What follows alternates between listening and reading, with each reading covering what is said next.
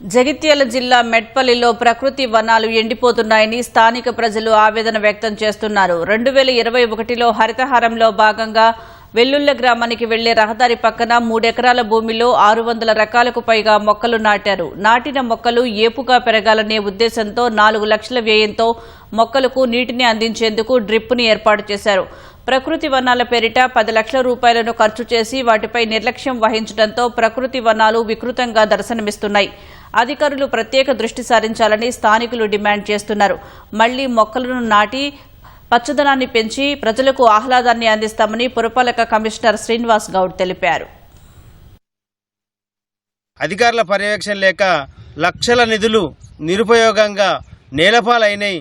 దీన్ని ఇప్పటికైనా అధికారులు పర్యవేక్షించి ప్రకృతి వనం ఏర్పాటు చేయాలని కోరుకుంటున్నాం. చెట్లు పెట్టినట్టు పెట్టి చెట్లు ఎటుగాకుండా పూర్తిగా నాశనం చేస్తూ వాటికి సరైన సంరక్షణ లేకపోవడం మూలంగా ఇక్కడ పట్టణ ప్రకృతి అన్నారు తప్ప ఇది ఎటువంటి ప్రకృతి వనం లేకుండా తయారైంది. దీనికి లక్షల రూపాయలు కేటాయించిండ్లు, అవన్నీ నేలపాలైనాయి.